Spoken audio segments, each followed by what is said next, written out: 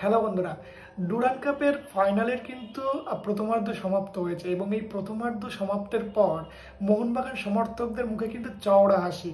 তার কারণ প্রথমার্ধ শেষ হওয়ার পর নর্থ ইস্টকে কিন্তু 2 গোল দিয়ে দিয়েছে অলরেডি মোহনবাগান।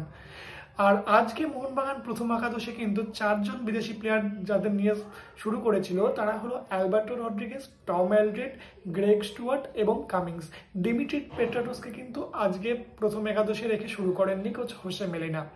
শুরুটা একটু অন্যরকম হয়েছিল, কারণ শুরুতেই কিন্তু জিতি নেমেসের একটা রক্ষণভেদী রান ছিল, কিন্তু কোনো মতে সেই জায়গাটা পেরিয়ে যাওয়ার পর কিন্তু মোহনবাগান আস্তে আস্তে খেলাটা ধরতে থাকে এবং খেলা থেকে ক্রমাগত হারিয়ে যেতে থাকে। তার জন্য নর্থ ইস্ট ইউনাইটেড নর্থ ইস্টের সমস্ত আক্রমণে কিন্তু মাঝ মাঠেই আটকে দিচ্ছিল মোহনবাগান ফুটবলাররা।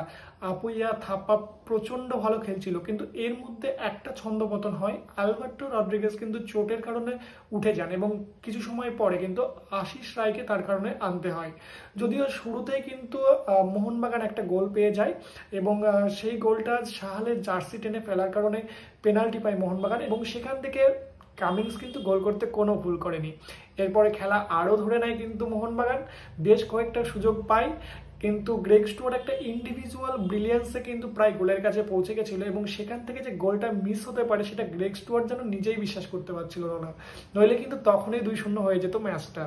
যাই হোক, তার পরবর্তীতে খেলা আরও ধরে মোহনবাগান। সাহালের কিন্তু আজকে দুটো গোলের ক্ষেত্রেই অবদান, কারণ একটা অ্যাসিস্ট তাকে ফেলে দেওয়ার কারণেই পেনাল্টি হয়েছে এবং অপরটি কিন্তু সাহাল নিজে গোল করেছে লিস্টনের অ্যাসিস্টে। দুর্দান্ত পাস ছিল এবং সেখান থেকে কিন্তু ওয়ান টাচে গোল সাহালের প্রথমার্ধ শেষ হওয়ার কয়েক মিনিট আগে।